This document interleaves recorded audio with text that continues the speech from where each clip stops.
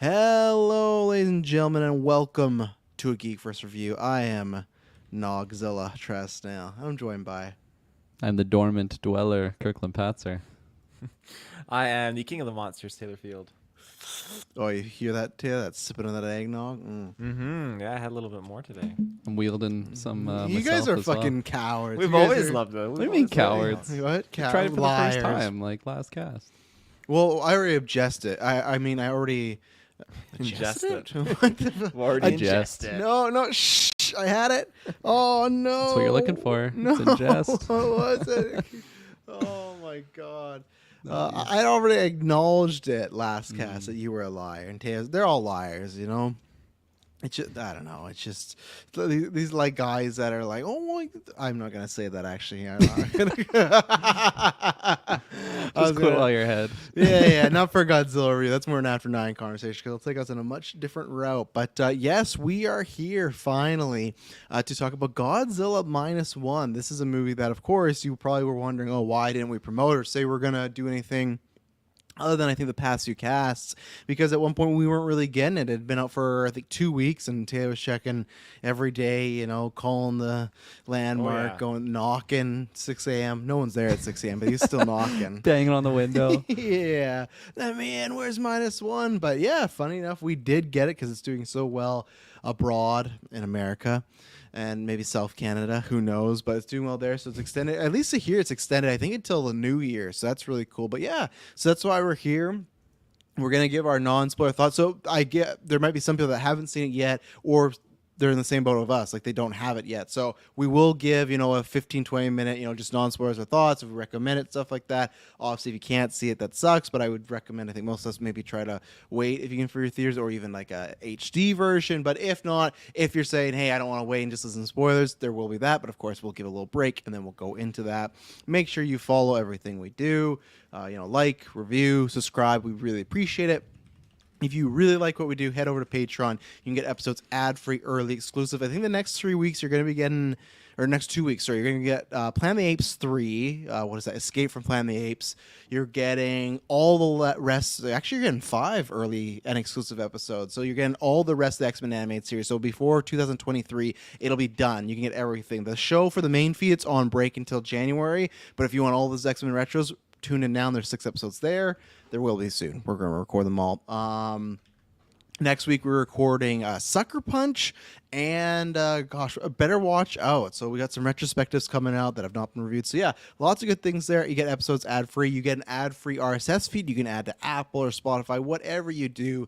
And you get to vote on stuff. You get to join After 9, which we are doing this Friday, 6 p.m. PST. We are finally going to be doing a movie night. So you can call in, join us. We're going to be watching The Mean One. So that'll be a long time coming. Last year, they said VOD was coming out. They delayed it a whole year, but I'm ready for it. So Taylor, where can they find all that good jazz when it is out in the world? Ladies and gentlemen, you can find all that with your net connection. GeekVerse.ca is our home base. GeekVerse is our Twitter. GeekVerse is our Facebook. I should start saying X now, I guess. Fuck. No, I'll say Twitter. Fuck X. People aren't gonna new people that are like, what's Twitter? I only know X. Does it still say Twitter? Like if you go to X In the or U- whatever? In the URL right now, Yeah. it says twitter.com/home. So There you I go. don't know. It's They'll Twitter. probably just go back. Yeah, I'm not calling it fucking X. Like, unless I'm watching porn, I ain't calling anything X. That's to do with my comment I wasn't going to say, but after 9 one time. Kirkland Patzer, how did you feel about Godzilla -1? Yeah, this was an exciting watch. I hadn't seen any promotional material for this going into it, other than just the like the Discord buzz, and you know, we got Patreon Clay that was popping off in the Discord there. And I think he was the first one that I saw his reactions from it, and he's notorious for just hating movies these days. And he he had Great extremely Meteor high Salt praise Burn. for it. Yeah. Shit rating, yeah. And I mean, I'm glad our schedules aligned, so all 3 of us were able to see this in theaters together. That was a fun time for sure. And my like history with Godzilla is, I don't even know like how it sparked, but I just remember being a massive Godzilla like fan when I was a wee lad. I can't remember what window of age it was, but like I had multiple Godzilla like action figures. I don't know what movies or TV shows I would have seen that. Okay, Is ends there up in the by crowd. is there by chance it would have been the '90s Roland Emmerich one with Matthew Broderick? Because that was my very Maybe. first. Because I was young and it was just like that was around. Like I know I'm a couple years older than you, but that was just around when we were that age, right? Of, Yeah. Like, that was our Godzilla movie, like in North America, came out. So It probably I wonder if is. you'd seen it. I'll Google it once I pass the baton here, so maybe spark some memories. But just like the design of Godzilla was very similar to actually what this movie's Godzilla was, and it just really stuck in my brain. And I don't know. I loved what Godzilla was. I think it's a really badass name. The fact that he's just like super extremely powerful makes it, I don't know, likable, at least in my eyes as a wee lad. And yeah, so I always had like a warm spot for Godzilla. Made me really kind of excited for this new age of Godzilla movies that we've been getting. And unfortunately they've kind of been going downhill for me. I think they maybe peaked probably on the first 2014. one, honestly. Yeah. But like that's not. I don't think that has anything to do with Godzilla himself. Maybe just like the story that they've been trying to tell around. No, the I big heard he's feature. been rewriting the scripts. Like he gets them, he's like, "No, I want to." That's why he beat Kong's ass so bad in Godzilla versus Kong. He's It's "No, like the I Rock. gotta go he has, over. He has Yeah. special contract clauses that he has. I to can't always- lose. I can't lose. So I can only lose to one of my monsters. I can't lose to something else. So Yeah, exactly. So, I mean, the fact that I haven't been loving like these recent ones made this one kind of exciting, but like I also didn't have high expectations for it. It's just like, okay, no, another Godzilla movie from Japan. That's exciting. And man, I was extremely blown away by this. I thought this was just, it totally took me back to that feeling of a kid, or as a kid, just like seeing Godzilla at this almighty power and just the fear that it brought to the characters. I thought that was just on another level. But then when you have like a really human story, like interwoven, that's not a word. Intertwined. Interwoven. interwoven or intertwined? You put them I'm both going to use together. both. Interwoven. I like that word. now. Interwoven. That sounds like something Tom Bombolin would say. I've been interwoven 100%. with the It's a magic. riddle for sure. Yeah. But like that story really caught me off guard. I was really just expecting just a monster flick, and the fact that they did such a good job at telling that story on just parallel with the Godzilla just monstrous event that was. And yeah, it just really felt scary and world ending. And for this to just be contained in one movie, I thought they were able to tell such a clean story compared to like what all these other multiple movies have been trying to do. So yeah, very, very impressed by this one. When we watched this in the theaters, I might have been dozing off back and forth here and there. It was a long day for me, but I managed to rewatch it since, and yeah, I was very, very, very impressed by this movie. And yeah, it was a fun theater experience with you guys. It was. Yeah, I'll go next because I'll leave Godzilla Boy, the King of Monsters last. So yeah, I feel like you okay there, Taylor? Oh, Godzilla boy. This man's just drinking it from the carton too. I don't think you've ever seen Travis Snell just drink it from the carton now. Like that. I don't think we have. Just big glasses would never. I mean, and this guy's His glass is probably more than this entire carton, honestly. Lack- Yeah, because you you're- get the small carton, right? Yeah, this is the Yeah, 946 don't- mil. That's fair then. That's fair. For my little mouth, if it's my Don't give me idea. The big, not too big. He drinks it just everywhere. Just. But I feel like if people have listened to GeekVerse in the past, you'd probably think, Travis is a Godzilla fan. He shits all the time. It's not really the case. I'm a massive fan of Godzilla as far as what I like Godzilla for. It's not so much like the lore, and I'm not Taylor and stuff. I've not seen every Godzilla. It's just like the concept of a big, kaiju movie monster. Oh yeah, I like that. I like King Kong, so that's it's a genre I do like. But what Kirk was talking about, I am definitely in the camp where the 2014 one, at least, and we're talking current age stuff, because and that's where maybe one day, Taylor will probably cream his jeans, but one day I'd love to do retro, or just even do like what we did with Daniel Craig of like retro an era of Godzilla instead of every Godzilla film. Because Taylor, calm down. Ooh. I don't need any comment. I said one day. Everyone. He started shedding his clothes right now. He's standing up rock hard Stripping. right now. Yeah, he's looking like Godzilla with the blue. But anyways, so I've seen like classics of them. I've seen some black white. Like I've seen them, but I don't have like the there's this and there's this. Like I always have to ask Taylor, like, hey, what's this from? This. But I love the concept. And for the most modern ones, 2014, I did enjoy that one. Actually, you can go back. We retro or reviewed all those of that MonsterVerse, so they are on the feeds. But for me, that release order is my also ranking order. If I think they got worse and worse, maybe I'd have to think about it. Maybe think as I heard some cases for King of Monsters, maybe I would put that over Kong Skull Island because that is, oof, what a movie. But there's just been something severely lacking in those movies. And I'm not trying to bring those down to bring this up, but I have to a little just because it's what we talk about where now there's stuff, and I even said this on the newscast, that if you like those Godzilla and Kong movies, that's great because those are definitely the popcorn, have some friends, laugh at so bad, so good. There's going to be some moments that don't really make sense. It's just a big beat 'em up, right? If you just want to watch some sort of big brawl, cool. What I want, and that's what the 2014 one was closer to, but what I want is definitely what we got here, and it definitely delivered, because I'd heard all the good praise, and I heard, this is the type of movie it's like, and that's one thing, because you can get overhyped, and you can hear it overrated, because just even if it's like a little bit better than the current Godzilla, some people are like, this is the best thing ever, and then you watch like, okay, this is good, but it's not like sliced bread. But no, I can easily say it's one of the best films of the year, which is tough, because I think right now I have it ranked currently 10, but that's because I also know in Golden Geeks we've been doing, there's certain films like Bottoms I know are not going to be on our Golden Geeks, but I think this would be one that definitely comes up in conversation.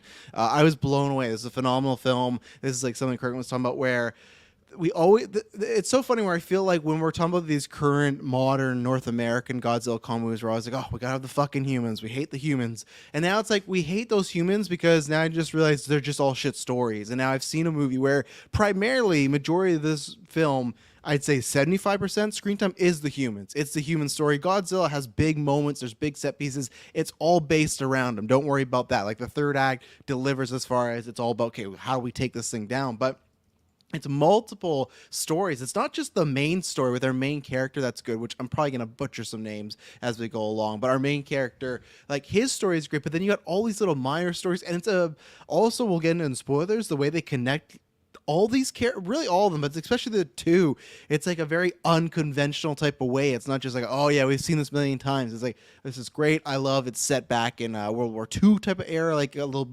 in it, a little after, like somewhere sprinkled throughout there, but it's in the 40s.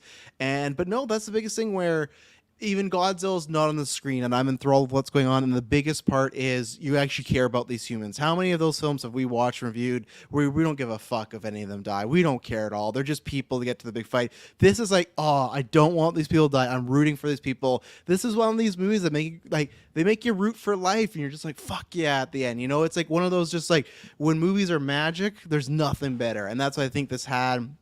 I think there's at times Godzilla, the effects are a little meh, but the thing about that is I will take sometimes where my example, I was telling Taylor in the car, there's a moment where Godzilla comes up and they just have these assets of water just constantly flowing on his head. But it's like at this point he had been standing up for a while where the water wouldn't be coming down. But you can tell it's just like a water asset just being spammed on him. But the thing is, I will take lesser or a couple effect shots that are like not looking the greatest to the most pristine, best Gollum, Andy Serkis. He could be fucking Godzilla. But if the story sucks, it doesn't matter. So that's why I can hand wave that stuff and go, okay, whatever. I'm getting this fantastic story. And the biggest thing for me is Godzilla. He's fucking scary in this. At least from what I've seen, I feel like this is the scariest I've ever felt Godzilla be. There's certain times in the 2014 one, the aspect of it, he was not scary in the Roland Emmerich one. And then there's certain older ones. But even because they're older, it's like it's tough.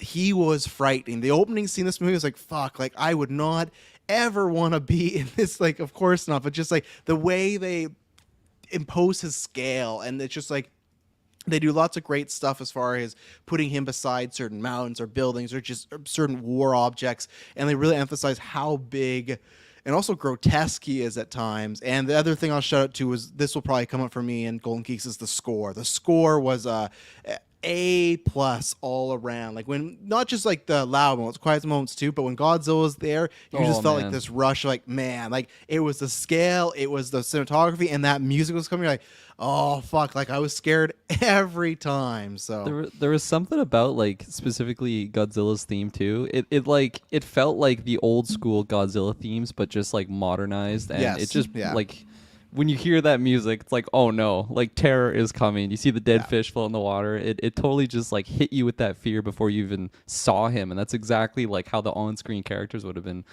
reacting Oh to. yeah. So yeah, good shout out for the score for sure. Yeah, so that's one I'll be fighting for next year when we do that. But yeah, overall, this is definitely one of the best films of the year I've seen. Like I said, it's probably my top 10. It might get pushed out, but that's because at least the back half has been really good. Like my top 10 now may or may not all just have perfect scores. So I think the first half of the year was a little rocky. I think we had a lot of disappointments with this back half, or it's making a good comeback. I don't think it compares last year when we had, the Batman and all this, like what was it, the Batman Everything Everywhere All at Once, the Top RR, Gun. like Top Gun, like there was tons of stuff. Where now it feels like, okay, we're getting some really juicy stuff in October to December, but hey, may as well get it. So yeah, absolutely recommend this to, even if you've never cared at all about Godzilla.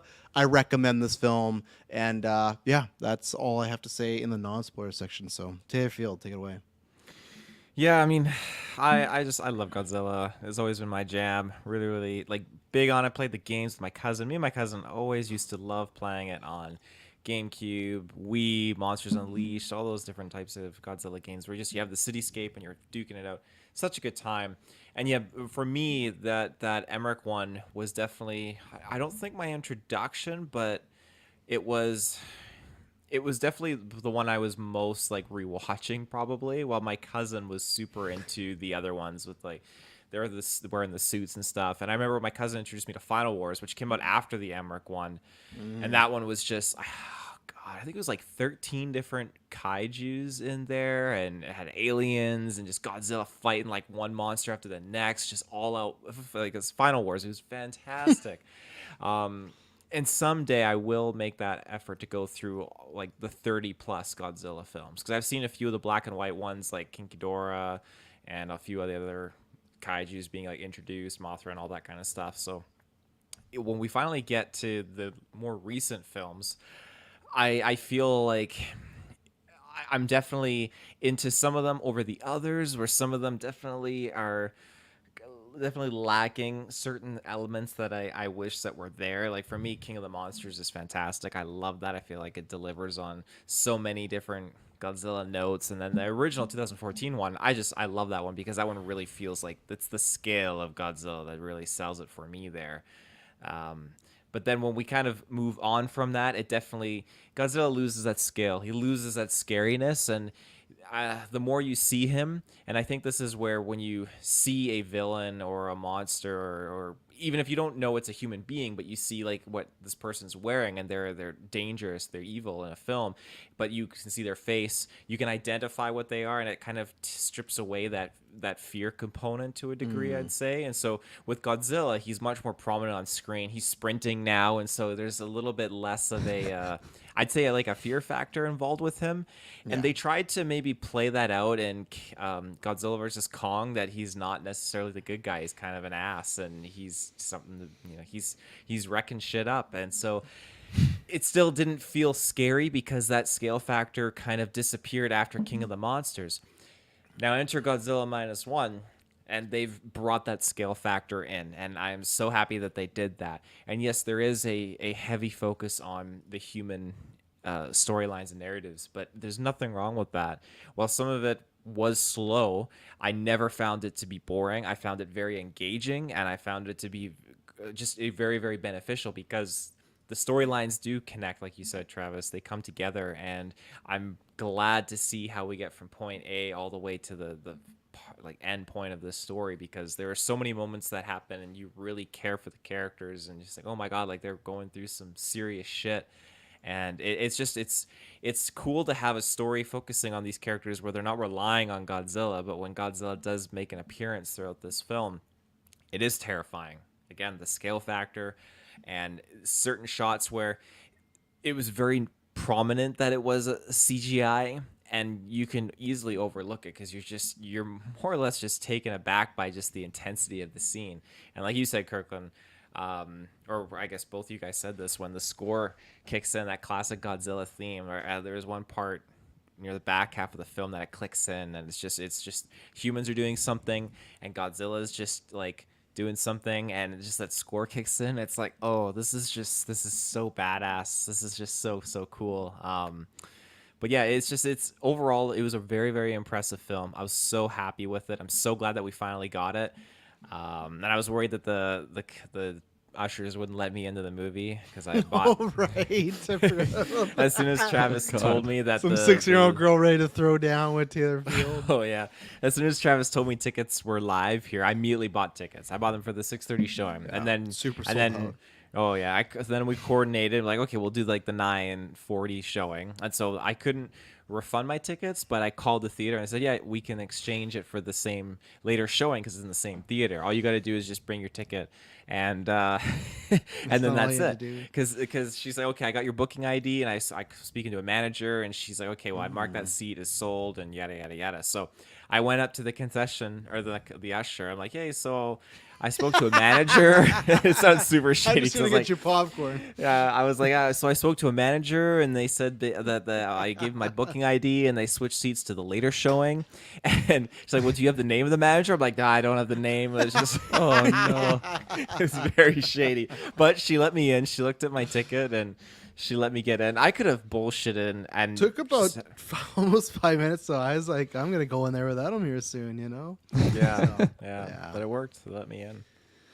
They let you in. Well, we're gonna let you in the spoilers. So, if anything else to say, non-spoilers. Let's get it. Going once, going twice. Let's get it. So yeah, we'll be right back. So if you've not seen the movie and you want to stay away from spoilers, here's your chance. If not, we'll be right back. And we are back. So yeah, where do we where do we Let's start at wanna the end. Let's start at the end. Let's start at the end. Big Yeah, battle. lead us in, thing. Kirkland. Yeah. Do you want to go to the end? Let's start at the beginning. Let's start at the beginning. I'm teasing you. I'm teasing you. Oh, I know what you're doing. That may or may not be where we lost Kirkland the first time before he went and saw it again. I don't know where you actually like lost me though, because like on the rewatch, I'm like, I do not remember this sequence, and then there'd be like, keep going. I'm like, oh, I remember all of this. So I think I must have been like fading in and out at multiple times in That's the the movie. word. But That's it's in the definitely extreme majority of the theater, end. too. Yeah. Like that audio was loud. Those Godzilla roars and I'm a heavy sleeper. Yeah. Yeah, Kirkland's fucked if we ever get fade in the middle of the night. I was He's- shocked though because like the final scene of the movie, I don't even remember that. So I definitely like woke up at the credit roll. But yeah, fuck, that was funny. Well, let's start at the beginning. Actually, for the it's a good place because we meet a lot of characters here. But does anyone want to take a stab at the main character name? Is it Koichi? It's Koichi. Koichi. Koichi. That'd be my guess. I'm gonna call him a pilot because I'm gonna butcher it a bunch of Shikishima. times. He's got a badass last Yeah, name. Shikishima. That is a pretty cool name. He got a wild IMDb photo. He looks really scared in it. How are you looking? That was me when I woke up and Taylor said that the movie's over. God, so anyways, like we said, this takes place in the 40s. We get introduced to him because he lands on this island. He's a kamikaze pilot, and this is for ship repairs. And there's some back and forth dialogue, but then one of the guys just goes, "Doesn't really look like your ship needs repairing." Now, luckily, your plane needs repairing. Yeah, that wouldn't make much sense. He's a kamikaze pilot who shows up with a boat. Like, you can't kamikaze with a boat, sir. It's not going to work the same way. But anyway, so they pretty much insinuate, okay, this guy's a deserter.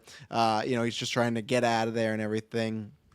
And really, before they can break it down, because he has this good conversation. There's multiple good conversations throughout the movie. He has this good conversation about a guy who unfortunately doesn't make it, but he's kind of sympathizing with him, like, why should you go and kill yourself for a war that's practically over? But at that point, it doesn't matter because you're, and then Kirkland woke up for the first time. No, but you hear that. First 5 minutes. And then it's great because there's the sound and there's movement, but you don't see them. You get this quick spotlight shot of Godzilla, and then the spotlight gets taken out, and then it's slowly revealed. Now, Taylor, I know you said this was a lower part of the CGI for you. This was actually a higher part for me because, like I said, at times when he was in the water, I found there were some issues going on, but I thought with him being at nighttime and being shaded by some fire, but this is when the scale really came in because you just have these guys on their feet, on the ground, looking up. There's one great shot. I can't remember what Godzilla hit down, but it was like went from his arm to like under his chin to like around. I think in the early on they did a great job of establishing just how big he was, and this wasn't even like the full size Godzilla at this point because he grows. But I just think they did a great job on the island, even showing then just certain, just like I said, just a weird shot of like almost stomach up. It's like a weird porn POV, but Just still cock, like cock waving. yeah. But just like I thought on the beginning they did lots of job of establishing the fear and then the scale of him, and our characters, except for the main character in another one, did not make it because he's told to go fire the gun. Again, he goes away from the war, and then he also froze up and would not shoot Godzilla. He was shaken and froze up. So lots of things happened in this like first 15, 20 minutes, which I thought was great setup. I was already like, okay, we're in good hands. Yeah, I thought it was a fantastic scene of just showing like God. Like I wasn't expecting on seeing Godzilla that early in the movie. No. So when they like turn over and he's just right there, like there's no like buildup of suspense. It's just right there. It's like a Jurassic Park scene where it's like nighttime. You got your T-Rex right there, ready to just pop off, and he is popping off. It's not even like this is the first introduction before we get into some actual action. So that was terrifying, and also they did a great job of just establishing like the main struggle that our main character goes through for this entire thing is just like facing his fear. In Japan, especially like around that World War II era, like honor is just a massive thing amongst those people. So like all of like the mechanics just already seem like, this guy, all the other people that are supposed to be having the same duty are just like killing themselves for the force, and he's just not for my me. ship. And then My no, my broken. ship's broken. So they know what's going on right away, and like that's something that kind of, I mean, yeah, it really is like the main weight on his shoulders throughout the entire movie. It's not till the end that he really is able to kind of finally face that. Like he's not even able to have a proper relationship with the female character that gets introduced a little bit later on. And so yeah, it was just a great setup for the main character, as well as the main big baddie. And I was really surprised that Godzilla was so small. I kind of just took it like, oh my god, this version of Godzilla is gonna be so much smaller than the other versions that I'm used to seeing here lately. Definitely did not realize that he just grows from, what is that, from damage or just by it just was growth? Because there was a quick cut scene that showed the U.S. doing nuclear testing. I think it was. Oh, like Bikini okay. So that's Atoll. what grew him. That's what kind Okay. of fucked him up. Because then it cuts to a scene of like his head being like nuclear, like juiced. His Right. face. He was getting the steroids pump and just ready to kick ass. But I mean, all in all, I thought it was a fantastic opening scene. And yeah, CGI really didn't bother me at all. Like I definitely was able to, like I could tell it wasn't a real Godzilla. Yeah, like I could tell it was a CGI monster. But I thought for the majority of the usage of specifically Godzilla, like they did a good job at blending it in with the rest of the world, at least in my opinion. And maybe some of like the other open sea shots with like the big destroyer ships looked a little bit less than fantastic. Mostly when they had like a lot of CGI people like on the boats, it was kind of easy to tell. But really, for me, I thought all of the CGI with Godzilla himself looked really, really good. Yeah, like you said, Travis. For me, at the beginning, not so much as soon as that spotlight hit him, because as soon as the spotlight hit him, that was well done. But the beginning part, it had moments that were really, really good. It almost felt like they were practical effects to a degree, with the way that like the feet were put into the ground nearby as the men were like running around and whatnot. But there were certain shots of just the way Godzilla was moving, and he was moving so quickly. I felt like his reflexes were just too quick. The way he'd snap like his head left and right, just like really fucking fast. He's smaller, that's why. Yeah, and it Sprint better than the new Godzilla. Yeah. Yeah. It just felt Just destroy him in a race. it felt very noticeable, just the way that Yeah, they Taylor tried to CGI'd walk it, out. but, I'm like, just give it a chance. yeah, Give it a I'm chance. out. But Is what the they other fucking give scenes, me? Are you kidding me? I'm out here. First he runs, now he's small, now his I had to neck fight the move. usher for this. the other Get your ass scenes back in though, there. once we get to him in the city and then especially him in the water, I felt those were some of the really, really good scenes. Now later part where he attacks Japan the second time, and now our pilot is actually in the plane and he's flying around him. I thought that was really, really good, and just the way they shot certain things with like the close-ups of the plane going like in between his mouth when he's trying to like bite him, that was really cool. So like just the CGI for me progressively got better as the film advanced. But yeah, there was the intro setup there that I really like, because it was so simple, and it's just presented itself like, hey, we're not dealing with monsters or anything like that. We're dealing with a very realistic thing where a human being doesn't feel comfortable with All that part, yeah. committing suicide in the name of their country at this war. And at this point of the war, Germany has already surrendered. So maybe you're probably dealing with a lot of people in this war on Japan's side that don't feel like they really necessarily going to make a difference, and why would they waste their life? And obviously it's reciprocated when that other mechanic agrees and says we don't really believe in just we follow orders, and that's it. The other guy, I can't remember his name. He was the head mechanic who survives. Really, I don't know. Kirkland, let's say you're there in the trench, and he tells you to go into the 22 gun. So that 20 gun guy can kill anything. Are you going out there? Because fuck that. Like, it's not gonna do anything. And you're remember, you're in a plane. You're not moving, so you have to wait for Godzilla to go in front of your sights. But again, this is what I was saying, because Taylor brought that up, because I was saying like the guy, I still think he's supposed to be a coward. Like, that's what they're, to me, like it's debatable, right? Because his whole thing of like not being a kamikaze or a pilot, and the guy's like, yeah, the end of the war and stuff like that. He was like, I agree politically. Why are we doing it? He just was scared. He just didn't. And that's fine. I'm not saying. I mean, it's cowardly, not how I'm not saying it's coward, but the way, like Kirkman said, they would look at him, right? They would look at him as a coward in that age of you have given tasks to do something. So now, especially this guy who's the only one trained on this machine that could potentially kill this thing, goes and doesn't shoot. Now, again, I agree. Probably the idea was just to hide, but this is the 40s. So up in this point, when they say, hey, this gun, everything it shot, it's tearing down, of course they're going to think, well, get this gun and shoot Godzilla and it's going to work, right? Because it's not like where we are now, where we have so much data and research and we've seen so many different weapons. Up in this point, it's like, this gun works on everything, you got to shoot it. So I do get a bit of their point of view. And also I said to Taylor, though, the other way you look at it is, if he shoots and it fails, only he dies and maybe all those other guys survive, where the reverse is now he survived and all of them died. But then you could argue if he doesn't survive, they might not have a pilot for the final third act, right? So it's a full circle. It's also their fault, because if he goes and he shoots and he dies, then chances are the mechanic still is scared and shoots, and then they die regardless. Because that was all the mechanic's fault. But you could also argue that if he sees that big gun not work, I'm not going to shoot because that gun didn't work. No, he was still shooting. He was still See, I disagree, because I think the reason he shot is because the guy kept telling the guy, shoot. So this guy's like, fuck, if he's not going to shoot, I'm going to shoot. So I think there's a chance if he shoots and that doesn't work, the guy's like, okay, that gun clearly doesn't work. They shot because they were getting scared, because our pilot was like, fuck it, I'm not shooting Godzilla. I'm out. So, but Godzilla didn't notice them, and then the captain mechanic's like, "Don't shoot, you idiot!" He calls him an idiot. Yeah, he's still screwed up. But I'm saying I think they shot out of fear, because they did.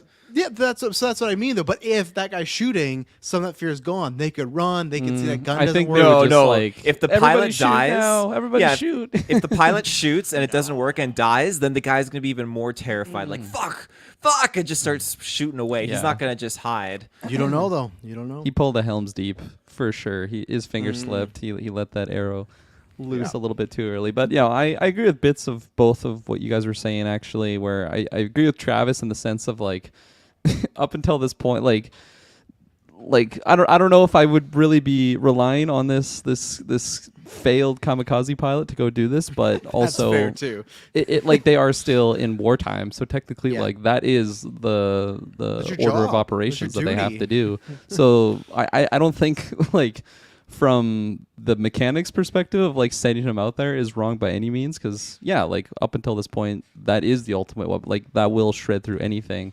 But I also kind of agree with Taylor in the sense of like, as soon as the pilot starts shooting, I think everybody's just shooting at the same time. Like, let's just fucking one big bang, get this thing dead, and then we're fine.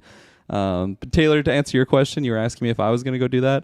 I would like to think, yes, I could go do that, but probably not. I'd probably be running for the hills and just hiding in a grassy knoll somewhere, because that I would try to pitch. Yeah, I would try to pitch and just say that's not going to do anything. Let's just hide. You know, like that's why I try to talk about this plan before this. Talk it out. Well, it's like because they were whispering, like, you go over there and shoot, and the pilot's like, it's like, you go. Okay, I'm gonna go. Like it felt like a little bit SNL skit, not a bad way, but just like, all right, and then he's there shaking. So like, I would have made a pitch of like, let's just hunker down and hope for the best, because that's how those two survived. Or like the guy survived by just getting knocked out. He didn't even Yeah. hide. He just became a lifeless body on the ground. You know. And initially, I thought the plan was to actually like get the plane airborne and like attack him from the sky or whatever. So I'm like, oh yeah, that'll work out a little bit better. But also, I feel like this guy's just gonna fly away as soon as he gets airborne. But no, he didn't turn on the plane. I'm sure Godzilla would have, stopped him right away in his tracks. Probably. Yeah. Didn't seem like he had like the best eyesight though. Godzilla. I guess it was also pretty dark. Need some glass. It was dark. He needs some glasses. Maybe he's. I don't know how old he is at this point. Plus, the radiation can't be good for his eyes. Just messing it up big time. Yeah, that's true. I was gonna ask, why do you think he did multiple? Like, I think at least 2, maybe 3 kills of the biting him and then throwing him away. Does he not like the taste of man flesh? Yeah, I don't know. I was just caught off guard why and then would just throw him. Deep Why would sea he just- fish. Deep sea fish. That's what he feeds on. Oh, okay. That's what I was gonna ask. You read my mind. The ocean just must have like nothing there in Japan. Like it just must all be gone. He's a big dude. Well, like, yeah, he would all be the eating fish all are the like time. floating up, right? So all the dead fish and whatnot. Well, then he's even more hungry because he's not even getting those little appetizers. Like there Yeah. must be zero. At least it's like there's no sharks there, but Godzilla, Not They don't good. have sharks in Japan. Is that what you're saying? Not anymore. No, I'm saying by Godzilla time there. Godzilla because he eats so much, Oh, right? okay. Yeah, Right. like he would take. No, he would get rid of. He would make the sharks extinct with how much Yeah. this guy eats, But, and then so we get our pilot. He goes home. Like we said, he gets knocked out. Everyone's dead except for one character who we will talk about later on. But it's like a Toss something. I don't know. Oh, Tashabani.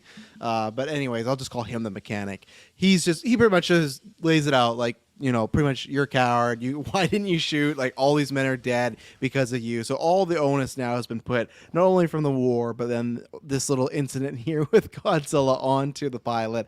So the pilot goes home. Why? Just to get No even Medal more of Honor. No Medal of Honor on that guy's chest going home. No.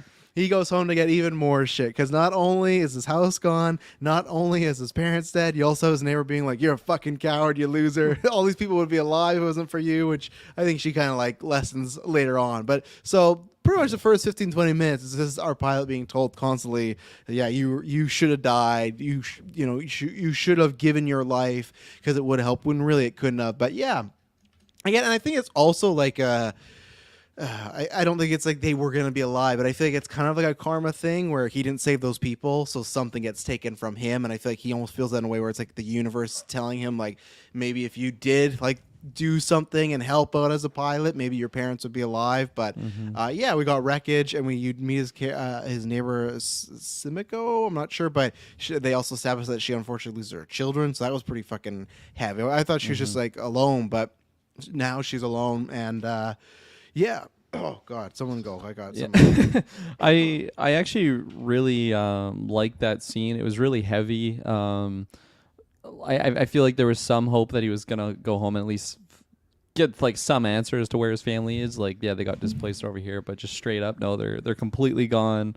Everyone's gone. No, yeah, no bits of them left, as well as her family and like probably 90% of the people that were living in that neighborhood. But I really like the dialogue actually from that neighbor character, because I felt like it just really shined a light on what the mindset was for like the Japanese people around that time of like it really was expected, with like no if and or buts. Like if you're a kamikaze pilot, like your life is going to fight for Japan and like defeat these enemies, and that really just was like the national mindset across the board. So like this type of character would have been like worse than scum, just like the fact that, because like, and like it's even highlighted with her saying like my family could have survived, or your family could have survived if you actually did your fucking job. And again, like it's very skewed, especially from our point of view. It's like clearly the one guy wouldn't have ended the war, especially I mean we Maybe, just watched Oppenheimer, maybe. man. Like we know what was going on there.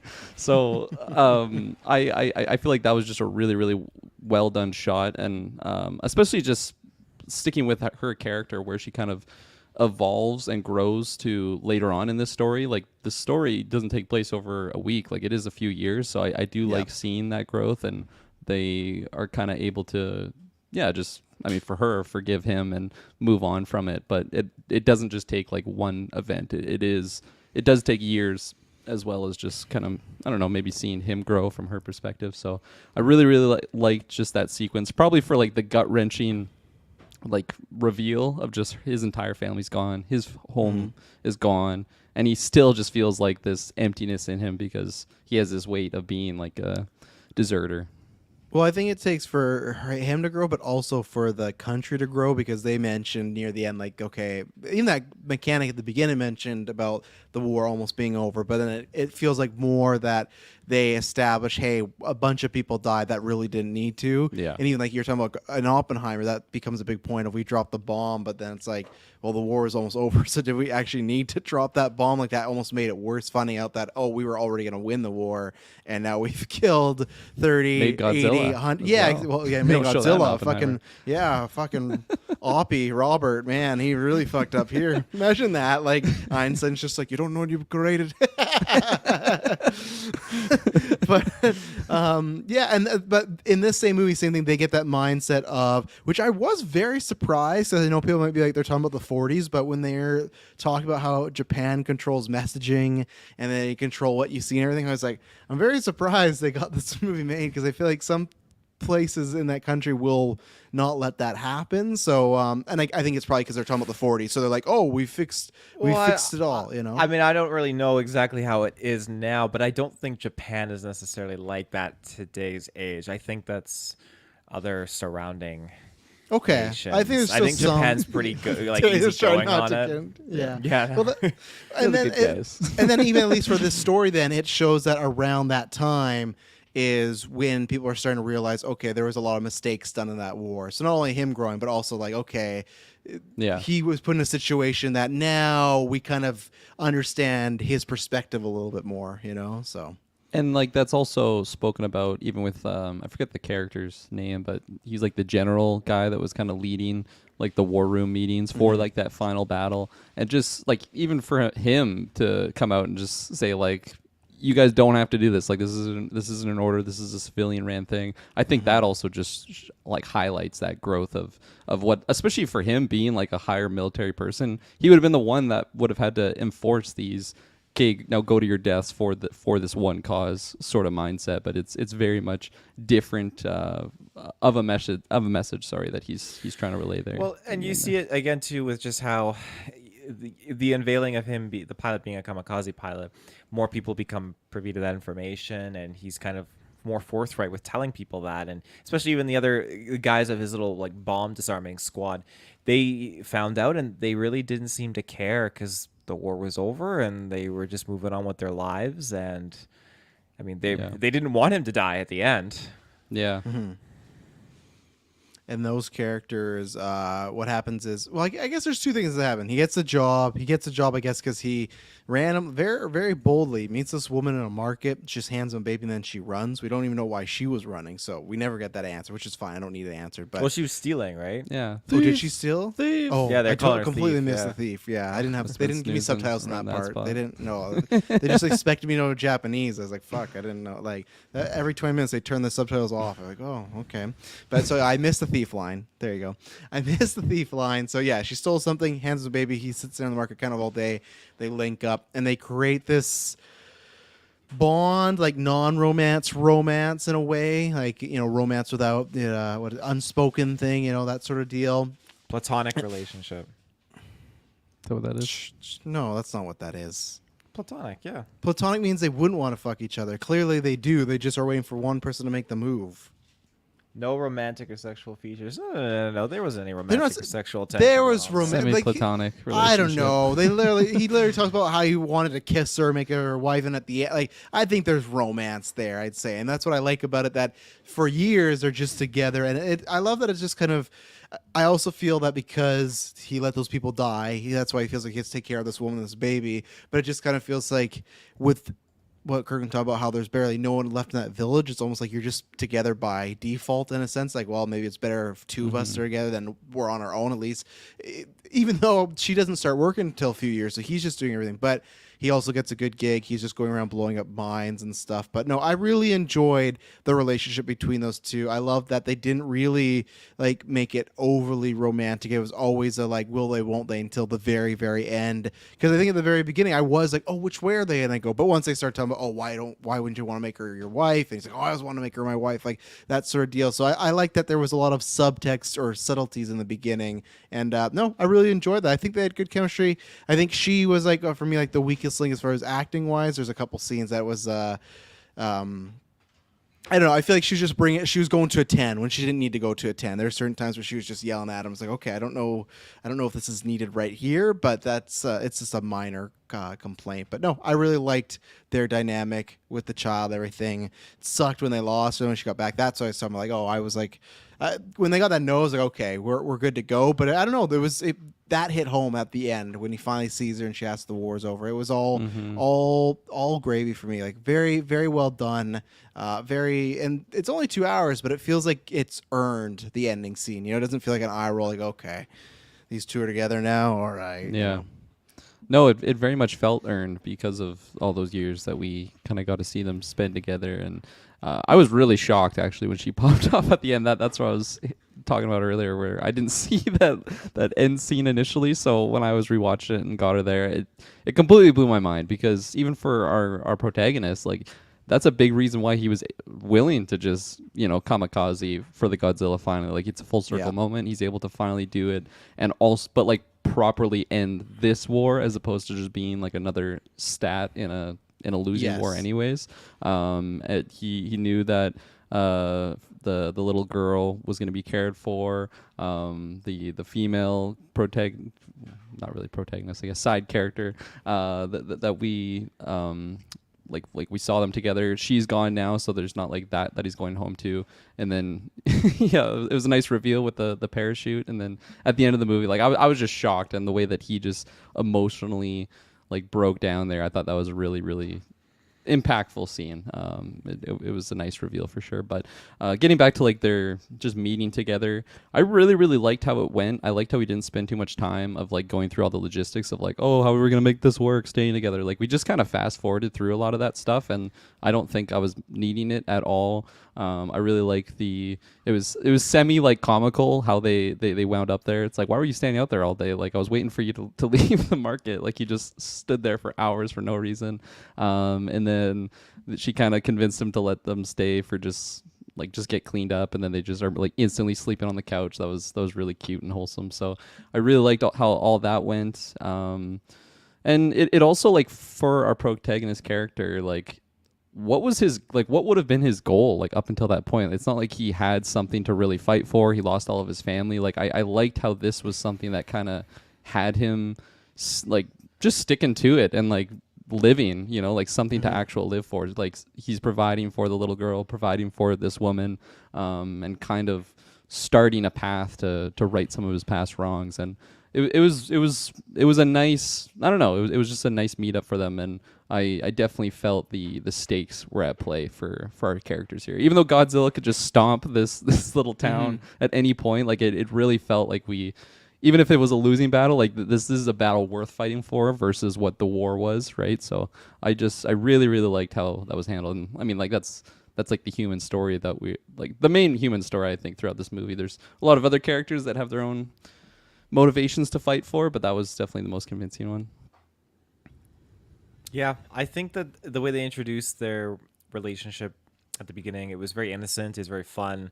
So I was able to really get on board with that. And when you go into the further emotional steps where you learn about this child not even being this woman's biological child, this woman just took the child in because another woman died in the air raids and said, like, please take care of her. And he's like, oh, why would you take the child if you can't even take care of a child? And like, well, the child would have died. No one took it. So I just think that there's this moment here where, yeah, lots of storylines are starting to unfold. And like you said, Kirkland, just this very simple event just really turned it around for him, because he was definitely ready to just, I don't know, he wouldn't have killed himself because obviously he couldn't go through being a kamikaze pilot, but he was so depressed and he's just trying to live with himself and this failure. And yeah, it's brutal. But hey, he gets this job and he's got like the first walled building in this little village again. Like he's He's a just baller. he's pimping out. Yeah, he's got all the Yeah. good food and This everything. coward so. has a whole house around him, the whole village just thinking like.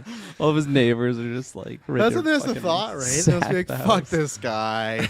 He went to the war. He didn't do his job. He comes back. He has a house. He has a woman Government now. job. Yeah, government job.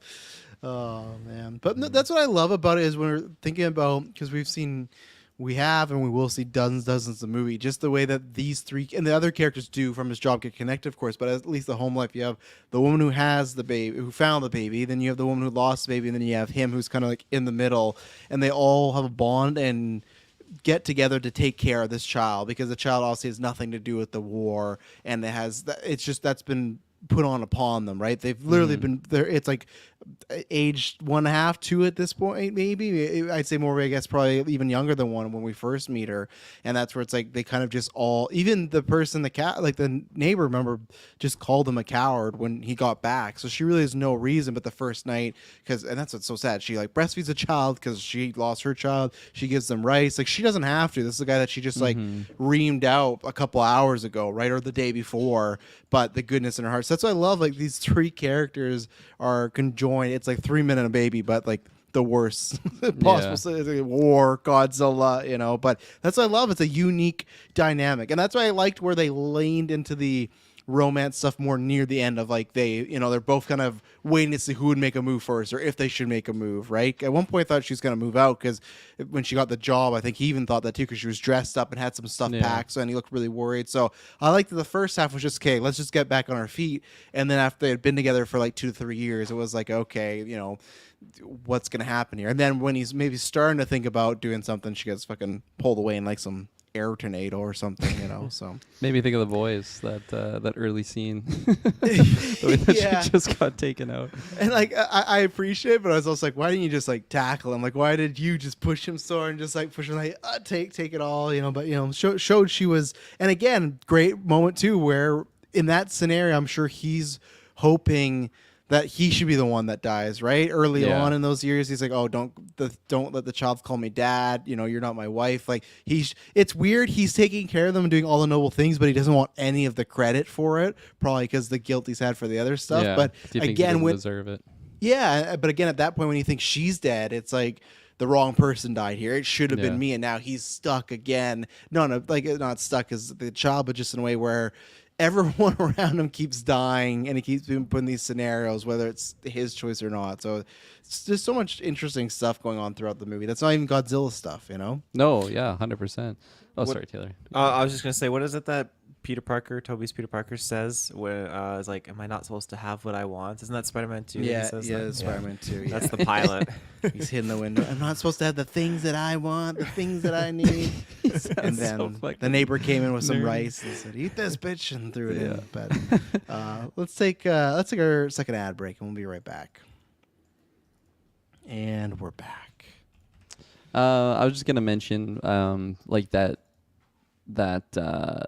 middle ground that all of our characters kind of met upon, which was providing for like the little girl. It just really speaks like that human trait, I think, to like just want to care for something even if you aren't related to it. Because even the protagonist character, like he was super just like shit talking like the girl, it's like she's not even your own, and like it's already so hard to survive in this environment right now, and you're taking on this like just infant that's going to need all the attention, all the care just to survive in like ideal conditions, let alone this just city it's almost like a Last of Us situation. Like it's just everyone's barefoot in like the rubble, and it just is so terrible. But at the end of the day, like it kind of makes a bit of a community, although it is just kind of those 3 characters helping each other out. Like, I mean, you said it, Travis, like probably an hour earlier, like that lady was just shit talking, or maybe it was the day before, our protagonist, of just how he doesn't even deserve to be there or be living because it was his job to stop all of this. And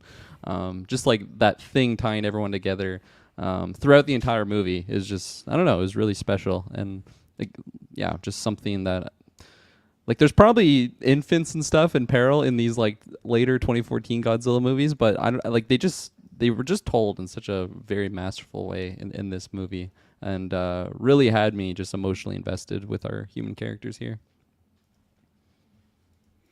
And then I wasn't sure if Tay's. And then we bump back. I know we talked a little bit all over, but at least we should go back to the Godzilla part. They, do the mind thing. I do like that one moment where the guy's shooting and he's like, oh, like one of the worker guys, and he misses a bunch, and he's like, oh, only if the war lasted like a little longer, I could have like got my practice up, and our main character's fucking kind of loses it on him. But I like that. Say It's like, that.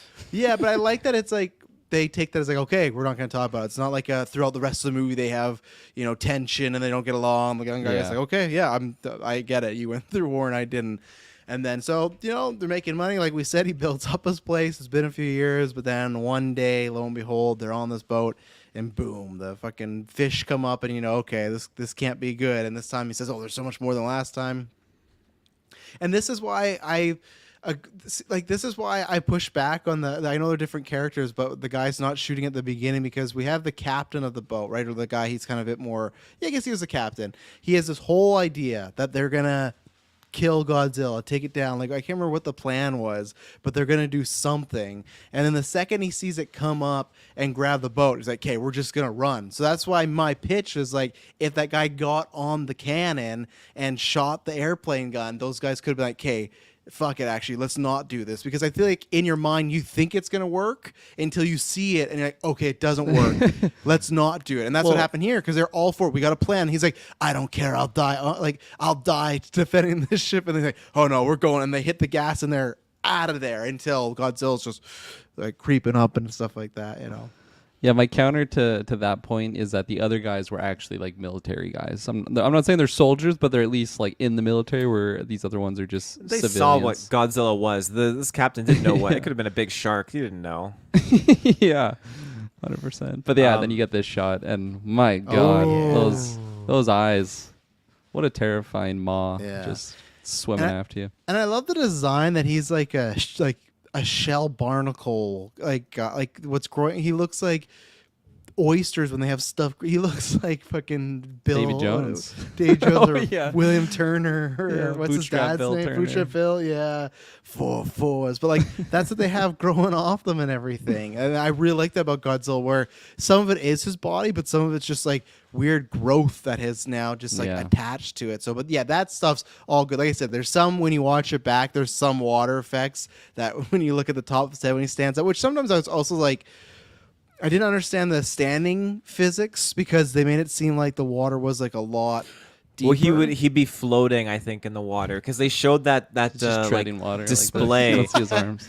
Because Bullshit. he naturally floats, right? So they showed Yeah, that but display he of when floats he's in a way where he floating. doesn't move at all. He just looks like a statue in the water. Like Oh, it's yeah. about no, yeah, no. It's like every time, like, That's oh, we it. gotta sink him, but like he's literally like when he charges up, he had like you would have to brace Plant yourself. yourself, There's yeah. there's nothing. Have you to seen how big his feet are, though? I mean, those are flotation devices in themselves. Yeah, or they I would mean, just his- flip his him, legs are so he's huge. fucking head first in the water, So that stuff didn't. But that was not the effects I worried about. Like I said, watch it back in the future. You'll see there's water effects on his head. It's like, but for the most part, that is maybe the scariest one, because just think about you're on this boat, and design wise though, stuff around him, like Kirkland said, there's some other boat stuff too later on. Even in the middle of the chase, there's some shots, but again, that was all fine. You can look past it.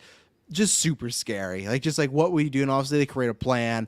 They blow up its face. Doesn't work because it regenerates. But yeah, that was just a great set piece. I think that's probably my favorite set piece. It's either that at the beginning, because there's some great stuff near the end, but that, because it's just this, somehow you're in the open water in the sea, but it's still a claustrophobic moment, because Godzilla is literally 10 inches from you, just swimming, and you're just hoping for the best here. And, Yeah, that whole scene was it was so fucking terrifying. It was fantastically terrifying.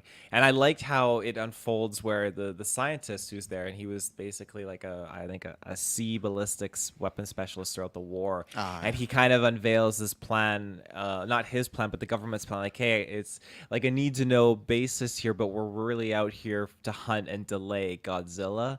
We're not out here necessarily to be, stripping all the mines out of the ocean, because they knew the government knew Godzilla was on its way to Japan, and so they were out here to use the mines as their weapons, just to delay Godzilla, so that the released warships that were being surrendered back to Japan to fight Godzilla could arrive here in time, because you had many ships captured in the war, and many ships that were going to be sent off to the UN were being relinquished back to Japan.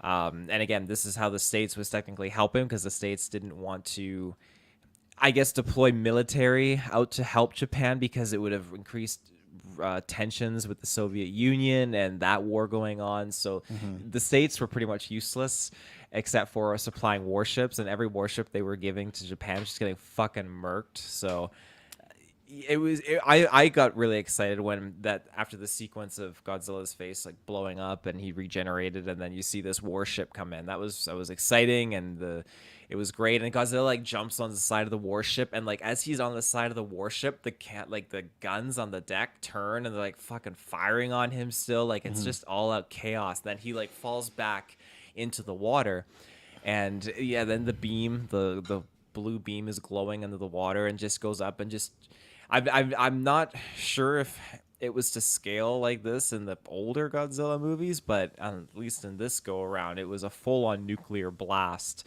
and it just was incredible seeing how much damage his beam shot really, really did. Much more powerful than the newer movies, Godzilla's beam. So This beam's like a one-hit kill. Like there isn't anything that's not taken out. So.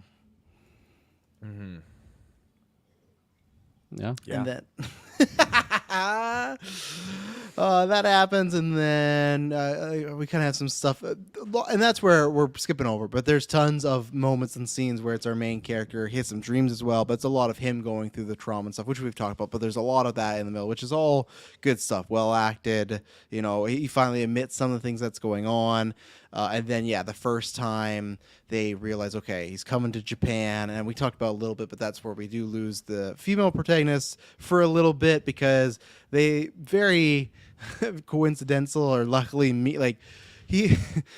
he's with the child. The alarm goes off. I do like that the warning is just like, there's a big monster coming. Like, there's no, like, just imagine, like, you thinking it's another nuclear bomb. We're podcasting here, and all of a sudden we just get the emergency alert on our phones. There's a giant monster coming. Yeah, Run. the Amber Alert is giant monster coming to Kelowna. Run, flee. It's just like, because like other than our main characters, like the 5-6 of them, because obviously he shares this with his potential love interest and stuff. The rest of Japan do not know about this thing, so they just get alert that there's a giant dinosaur monster coming. Look out! And then when they go to, he's there destroying stuff. News crews, idiot. Like I get what they're actually. I don't get it. Yeah, that's That was like so funny. He's coming. He's coming closer. Oh my we God, can see he's his right there. face. The terror. You can feel the building collapsing beneath us. They deserve what they got. At that point, they should have got their one shot and then ran. That's all they needed. Like They're committed. They're committed.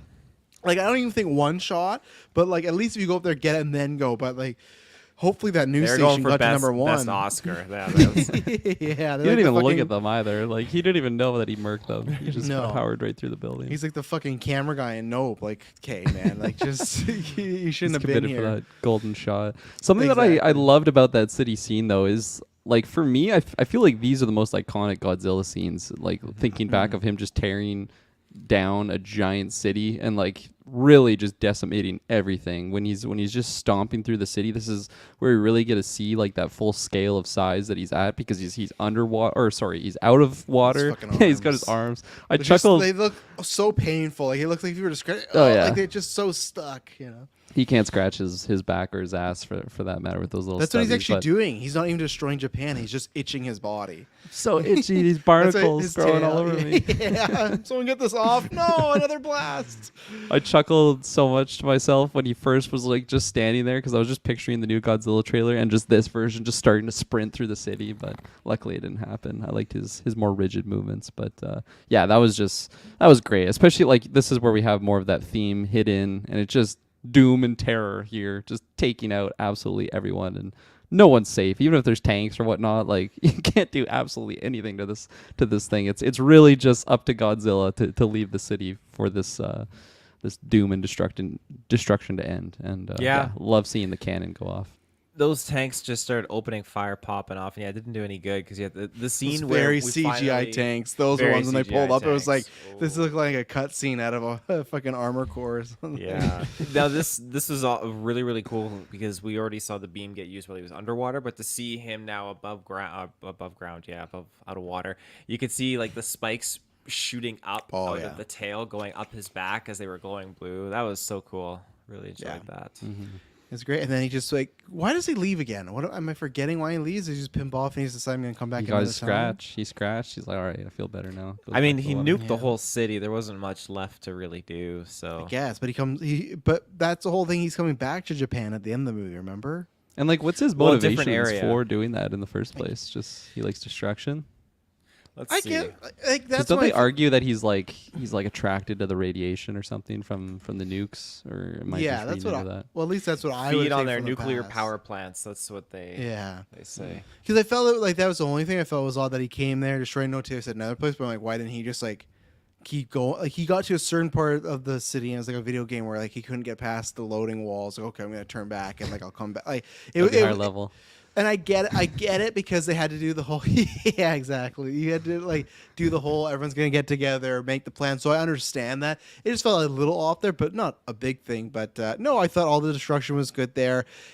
I liked it because again, I hadn't seen any trailers. I just saw a few images and heard the hype. So I wasn't sure too. Are we gonna for sure go to the city? Because so far most of it had been based like on an island in the water. So I wasn't sure in this movie are we even gonna go there. So when he showed up, it was like of course, but it's like oh fuck, like I guess he's here now. And there's not much you can do. And then yeah, because he has the child here. That's where I was trying to go. He has the alert goes off, and then he just runs into the city of Japan to find the woman he lives with. And it's like I guess lucky. like yeah, not only just like in a regular city of Japan, this is mass hysteria. People are running. It's and he just like she's on the ground. She's like, you gotta go. And again, like I did appreciate because I had the thought when everyone's running away from Godzilla, I'm like, why don't you just like take a couple steps back and like then go behind? But I did like when they zoomed in on his steps and they're like and like all the concrete would shoot up and stuff. So like you could do that, but it'd be very risky. But you just gotta like wait for that first crack. You just gotta climb, then book the other way. That's what I would do. I would hope. I had the same thought. Yeah, honestly, I would during hope that a scene, crack I'm would like, I'll take me time the out. steps. As soon as he Yes. plants, I'll be right in front of Jump. that foot and then run back. But then I just get crushed by a boulder. Yeah, or he would falls just out of his shit, toenail. and you would be like, "Oh no, it's over." I was Plus expecting the a giant laser. tail, it's probably just The fucking tail, scraping yeah. on the ground. Well, you just got to get past his feet and then take a right or left, whichever side you're on. You don't want to go full. You don't want to go full behind him because you're right the tail. But that's what I was not going to run in front of him. I would wait. I would try to time it out. I'm like same thing. But yeah, he does find her. But yeah, she gets blown away by just air and destruction and everything. So Would you sit lost on an the eye. train when the train stops and you look out the window and you have clearly probably like 5 minutes before Godzilla reaches you? I don't even know, man. I don't even. That's Yeah. like those It's like- memes when they show like the Earth exploding. They're like, what would you do? It's like die. Like 100 like, million tall, 100 million mile tall, like tsunami wave. It's like, what would you do? It's like, I don't know. Text my mom. Say, see on the other side. Like, what? There's nothing to do when you're in the train. Like, and it's just so funny that like we had Mission Impossible this year. Like, almost not the same train sequence, but Same just scene, Godzilla yeah, was in there. yeah, I would love it if they called him. Imagine that if a Godzilla movie ended like, who do we need to get? And it just ended with the MI thing, like, dun, dun, dun. It's like, oh, Mission Impossible. Like, fuck, that'd be hype. But no, it just like it ended the same way, right? Where Tom was hanging at the end, and there was like he was dangling. It's the same thing for her, but luckily it was in the water. I would have also just stayed in the fucking water. Now, granted, if he came back that way, you're fucked. But he wasn't around that area, so I would just dropped and then just stayed there. Stay, hold on to his side and just stay swimming in there. You would have gone Call of Duty style. Just Yeah, hope that's for how you know wins. a good Yeah. close in the water. Yeah, but that train sequence was terrifying because like that's Yeah. one of the worst places to be, especially when Godzilla's just around. But at one point, he just like zeroes in on it. There's nothing to do. You just gotta Fucking Green Lantern. And great shot when it's her and it's like the reflection of Godzilla on the window. Like that was a great shot. So, like I said, unless you have water, there's no, I think I would just try to sit there. Like what would you do if there was no water? Well, You would at just try to least hold on and hope. If he's coming to the train, I'm boarding the train. I'm getting off the train at least because There wasn't a stop though. You just gonna jump. The train like, stopped. Did it? Oh yeah. Or he did it came to stop a because complete Godzilla stop. stopped it? Well, No, it no, came they to a were, complete they were. It was moving, and then he flew that like other train. Like he threw the train, and it landed Yeah. right in front. It And goes then to it the stopped the operatives. We're like, train. ah. So then they that's just tough got because fucked. you asked me in that second, if I just saw a monster throw a train into my train, would I have the wherewithal to get up and get out? I don't know, because I think I would still be processing. I'm hitting the bell at least. Next stop, please. I still think at the point of me getting the Amber Alert saying there's a giant dinosaur, I would still be processing what's happening. But yes, if I had enough time, you'd want to get out. But you don't know. What if the trains are like the doors are locked, right? This isn't our trains. This is 1940. So what if it's like fucking something happened in control and you're locked in there? But yeah, I would try to get out. If I didn't know there was water, if I knew there was water, I guess you just have to hope that he doesn't take it and bite it. But all you gotta do is you just gotta hope that he picks you up and you just pencil dive it and you go down. You know, like Well, you don't want to be in that initial bite. If you see him coming down the bite, one of the train carts, you got to get to the next adjacent cart because. or you gotta hope that when he fucked. bites it, a window breaks and you just gotta like fucking Wasn't- like dive out. Wasn't she in that middle cart? Like in his She was mouth? in like the side yeah. one because she was Oh, the dangling on side one. side. Okay. Yeah. Yeah, he didn't. Yeah, really get I feel like if I have time, I'd like to think I'd just run, but also like Who I feel knows? like I would just be paralyzed, like seeing Yeah. this thing come at me. just hoping for a quick death. It's happened, you know. It's finally happening. My God, there's nothing else we can do. Yeah, but yeah, so yeah, she gets torn up, she's gone, and then they start making this plan. Okay, they're gonna tie up Godzilla with these pressure balloons or whatever, something. I can't remember what the technical term was. Stuff that I was Something like, gas. It was like a yeah, Ferox gas. or something that I was like, this is the part where if with it being in 1940, where I'm like, I don't know if you could pull all this off, but granted, okay, fair enough. You know, like the fucking nuclear bomb was made, so maybe they could. I think it was more just in the short time because they do this in like a day or Yeah. two. Where like we got the perfect plan to take out Godzilla. I was like, oh. Really, I guess I'm just used to movies where, like, from the beginning, it's like we've been working on this for months or years, and like this guy, day one, is like, we're just gonna sink him, and the pressure will kill him, and we're done. And it's like, oh shit, and obviously it didn't work out. But I just like the fact that it like kind of came there, but they didn't have a plan B. But yeah, that was their plan.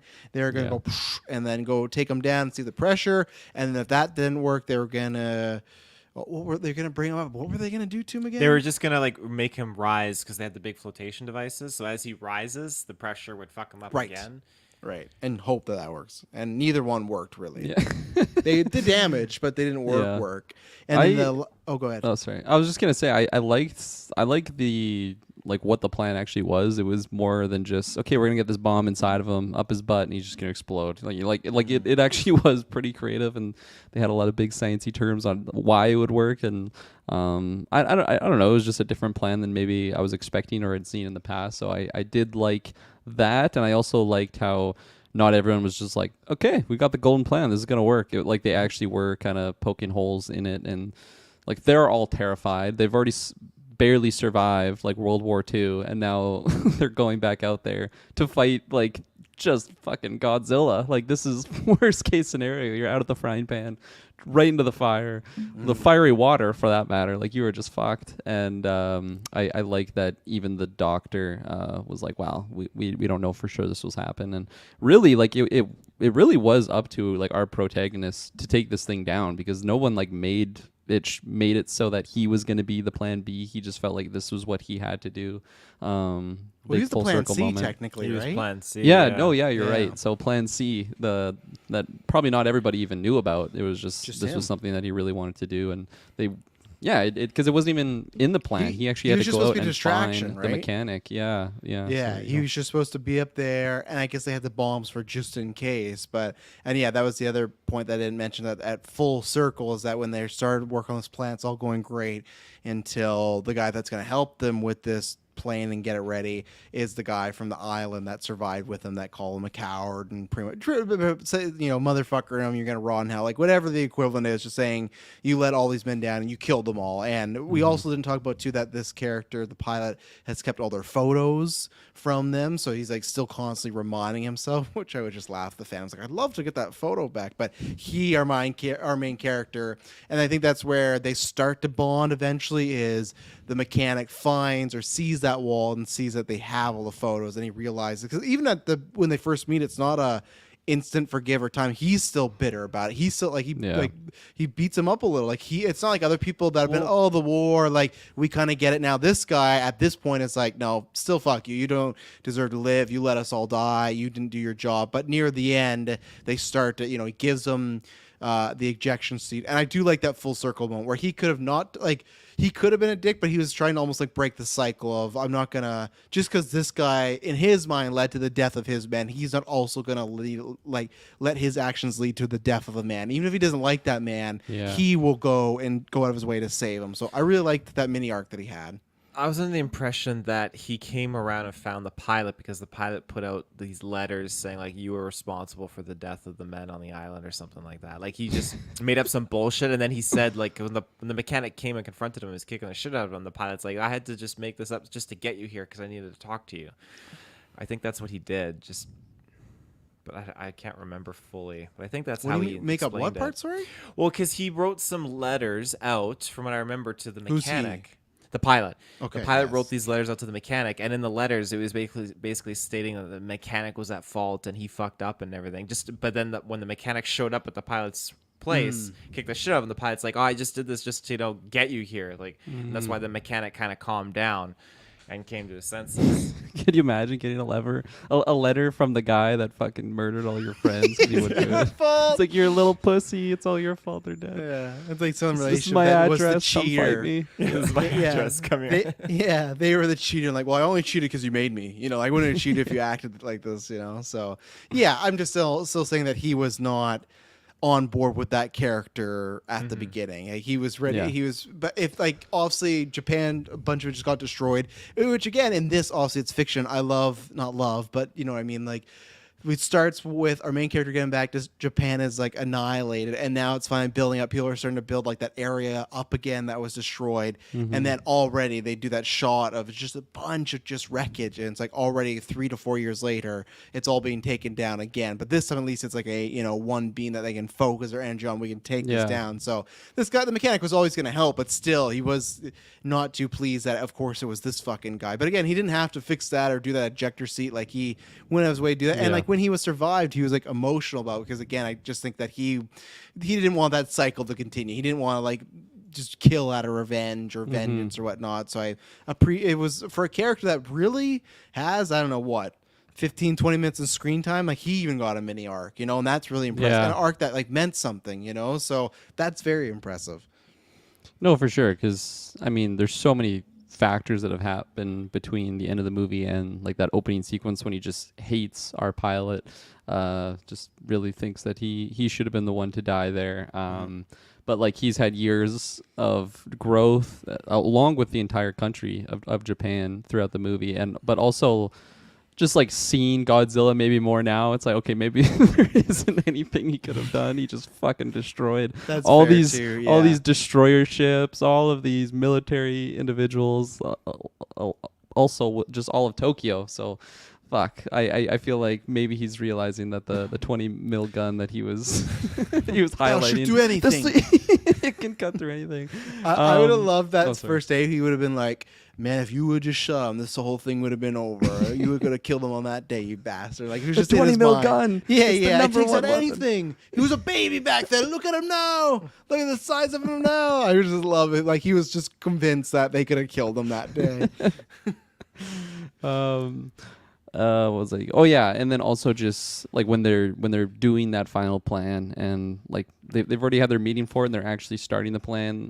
Can't remember if it's the doctor character or someone else, but they're really just highlighting how even though this is like dire straits, this is the worst possible threat they could be going against. Like everyone just is super unified and like has a goal to come together on. It really just I think shows the growth of like where the people were at the end of the war versus like they've had some time and like some hope built back in, as opposed to we just got our asses handed to us, and everyone, like just people that are innocents are murdered from just the war. So I really liked just where they were at the end, and morale being surprisingly high going into that final clash, even though their plan A and B went horribly wrong right away. Thank God they had the pilot for Plan C. And it was a nice cinematic, epic final clash. I think the other thing that helped him too, which I really, really enjoyed the scene, was the mechanic. When he saw those photos, he also saw the drawing that the little girl did of mom, dad, and him. And I love that when we got that drawing, that's when the mom was at that point dead. And it was Yeah. just super sad scene where, the dog, which you could tell that the directors had they were like, the kid would be fine and then would just cut the kids crying. Like clearly they were not. Yeah. It was just like out of nowhere, like, where's mom? Oh, she's gone. Like it was just this kind of like, it's fine. It's a little kid. You do what you gotta There's do. one where he's like, why are you sad? And she looks like Yeah. so normal. She's like, Like, she had like a doll was like a button, like be sad. But I appreciated the scene that she drew this picture, and this one he's kind of finally accepting that okay, this is my daughter that I have raised. But it's a sad scene at that point because she doesn't know her mom's dead, and she was. But we think that, and just this drawing like that all that stuff that was hidden the heartstrings there. That was really making me care. And then again, she's getting left again. Even though we understand why our main character has to do this, that he has to kill Godzilla, you just think from this little girl's perspective, like, okay, she lost her natural parents, and then the two people that raised her, like, she's just bouncing from one place to another. It's like, these people care about her, but still, it's like, eventually it's going to fuck with your psyche. So that's why I was cheering at the end. With some movies, that's where it just comes down to writing stuff, where some movies I might roll my eyes with the wife still being, or the mother still being alive, right? And be like, oh, of course she didn't die. But there's something here where I was like, okay, and there's clearly more too, but I was like, I want this happy ending. I want these people to all be, I want him to not be fighting this war. I want her to get proposed to. I want this kid to have a mom and dad and not just to cry on command. But like, so I was they were hitting the heartstrings very well with the little girl in this movie. So yeah, the mom character there was looking like Harvey Dent. At the end, we don't get the full face reveal, but I don't think she's as twisted as Harvey was after that incident. that's a sequel. She's just She's bad. the villain. We have to get it back. We have to get Godzilla back. Noriko, big bad Noriko. Let's take our last ad break. We'll probably get into the third act here and our ratings, and we'll be right back. And we're back. And I guess I wanted to talk about now, because maybe as well, it doesn't matter to the very end, but still. So with that character, she's in the hospital. Like I said, I think a really great scene of after the war's over. That guy just fucking breaks down. He's had a tough 3 or 4 years and whatnot. But anyways, they're together, they're hugging, and then they pan and they show something on her neck moving around, like almost just something in her like skin or something. And I'm very curious because for me, Taylor's going, so of course he's not going to hear any of this. But I don't. What did you take from that, Kirk, when that was going on? Still glad that Taylor left, because I was just gonna say I did not notice that at all on both of my Okay, viewings actually. perfect. So that's where, when they go to her neck, it looks like there's like something, like it's inside her skin, but it looks like it's like moving. So I'm not sure if like some of this Godzilla debris like got in her or something like that. But that's where for me I thought it was kind of setting up a sequel. But we'll return to that. Well, Oh, go ahead. like I feel like they already had set up a sequel enough for just showing like the water and Godzilla kind of forming back up again or whatever it was. So I don't know. Like they I have get another it, but story. we'll get to this third act. But the way they kill Godzilla is like, will nothing kill this beast thing? Because he No, literally turned to like absolutely nothing. crumble, ash, and everything. But Taylor, we were talking because Kirkman said he didn't notice it. What was your take on what was going on with her neck there? Well, yeah, it's really hard to say. I mean, I don't know if there's some old theme or aspect from the Godzilla lore where they're pulling from or sourcing this from. I don't know if this is something new. It just seems like it's some form of the radiation has played a part here, and maybe that goes hand in hand with them before, because when they were in the city after the destruction, the scientists were saying, or the talk show radio folks were saying, that they couldn't properly follow Godzilla because the radiation was too high, and they were scanning items and it was showing how some things were highly radiated. So maybe there is that going on, and maybe that's just what happened with her and probably a lot of other people. I'm gonna take a quick look and see what other people are saying. It was in the woman's. But it was strange because when I saw that and the what was I gonna say? And the Oh, it says radiation sickness due to Godzilla's heat ray. you hate to So see she it. says she's messed up. Because I said, oh, I guess we're getting a sequel. And Taylor right away was like, no, I don't think so. I was like, well, between that, like this lady having something and then like Godzilla's head growing at the end, like I felt like they will try to do some sort of follow up and everything. I know your point, Taylor, is like, oh, this guy's won his war, but it's like, well, it's just like now it's just he's fighting Godzilla, like, and maybe even then he doesn't have to be the main character too, but No, 100%. You could do a sequel with all new characters, and I mean, if it's the quality of what this is, well, except that thing in her neck though, right? When you want to touch upon that. well, it's just radiation sickness. It sounds. Is that what it is? Is it just I watched the HBO Chernobyl. I know what happens. Do they have a horrible death in a couple of years? I guess so. I was gonna say, did they have black things in their skin just moving and stuff like that? They had horrible things happen to them in that one. I know the effects, but I mean, like, did they have that where that thing was like animated? I didn't like, even see around? it, so I don't know. I I'll have to completely find a missed it. GIF form of it. Yeah. I feel though, like, just telling the story of Godzilla again, like, I wouldn't write off a sequel by any means, especially if this is already getting like super low budget too, wasn't it? It was like 15 mil or something like that. Yeah, something like that, supposedly. Yeah. I don't know. Yeah. And then we kind of talked about it. They float him up. They bring him up. Didn't work. He's about to charge up. The pilot gets the ship in his mouth, bombs him. Like I was saying to Kirkland while you're gone, Taylor, he just crumbles, which was very cool. I like the visuals of it, but I thought I was like, oh, there's no way you can bring this motherfucker back. Like there's nothing. It has to be like Godzilla's son or daughter or something. But no, he does come back. But yeah, they kill him. Everyone gets a happy ending for the boat. Well, not everybody. I mean, our main characters. I'm sure a lot of people had a really tough go that day in Japan with Godzilla.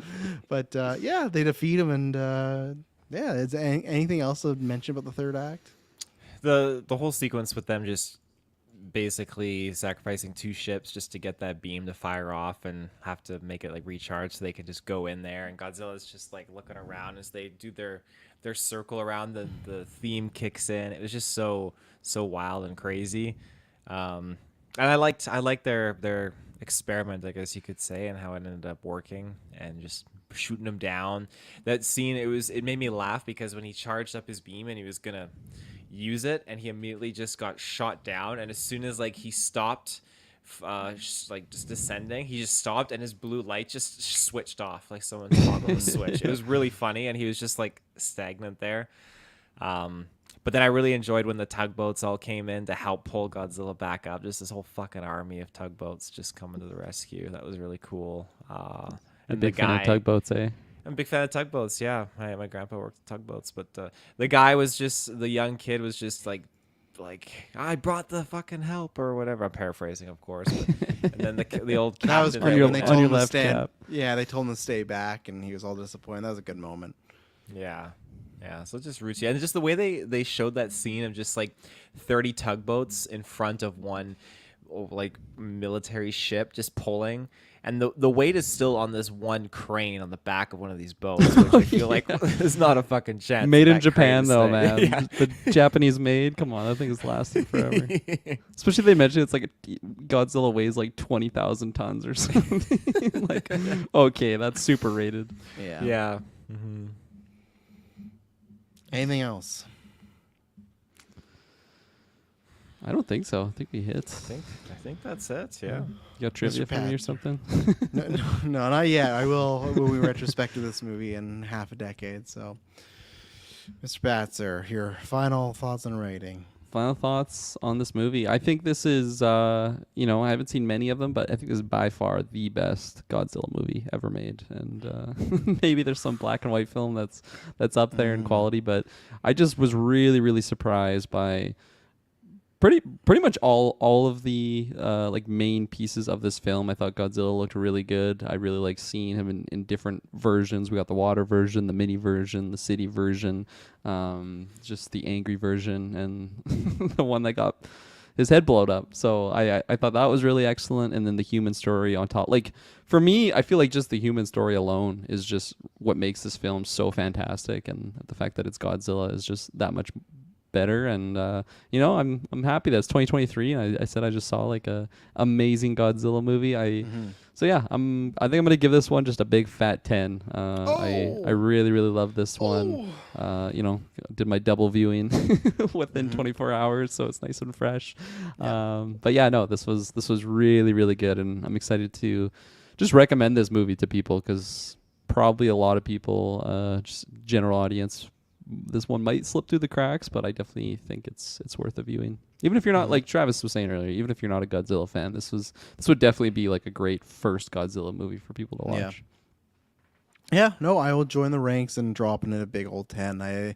There's little qualms I have here, but that's what happens when a movie is like, no movie's of course perfect, but when majority of it's just working. I don't have any big ones. Maybe if I rewatch again, which I will at some point, maybe there'll be something, maybe someone will point out something, oh, this doesn't make sense and this, that. Like I said, there's some effects moments, there's some stuff where I go, okay, why does Godzilla go there and come back and then go back?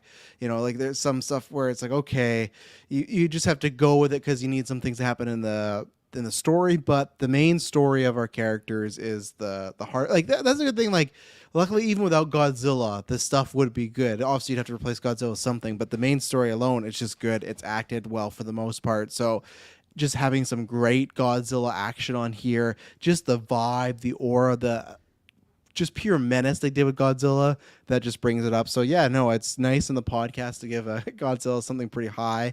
But yeah, no, this would be a 10 for me because I don't have any major qualms. So on the enjoyment level, yeah, I loved this movie, so it was a good one. I'll be excited to watch one now. I'll be excited to see when we if we get talk about Golden Geeks, because I know we've seen it. Well, I guess we could power it through. We don't need Dylan, 75%, but I'm sure he'll watch and everything. But I'm excited to see, like I said, near the back half of the year, there's some stuff coming up, so it's not as clear as I once thought. But Taylor Field, what are you giving this? Yeah, I am gonna give this a nice juicy 10. This was wonderful. Like I said at the beginning, I am a huge fan that the fact that they just brought Godzilla back to being to scale and terrifying, and just the messaging embedded in this film, and it just felt like it pulled elements from the original Godzilla concept and brought in very modern vibes to it, albeit still taking place post World War II. I'm very satisfied with it. I think this is a great experience in the theater, and I can't recommend it enough that you go and, after seeing it, like, tell other people to go see this and just like promote it. I mean, I'm sure you're already doing that if you enjoyed watching it, which I imagine most of you guys will. I have to see what S Bubs has rated, because I saw he watched like 5 hours ago and I haven't seen what he said about it. So 0.5 out of 10 too, not even 5. That's even worse. So you're kidding, no. right? Yeah, of course I'm kidding. Okay. I just gave it 0. No, no, I haven't seen his score. He likes to write up his score and then put it on there. But yeah, most people in the Discord seem to really like it. And I think it's one of these films that overall is just a nice breath of fresh air, and something we definitely want more of. So yeah, let us know. You can join the Discord and be in there, and we can talk about Letterboxd, and a bunch of stuff goes on the Discord. And yeah, let us know on Discord, Twitter, Facebook, YouTube, wherever, whether you have questions or some comments, something we got wrong, let us know. We'll be happy to answer and interact with you, as long as you're a nice, positive, kind soul. Thank you very much for tuning in this review. We will be back in the near future, and it will not be boring.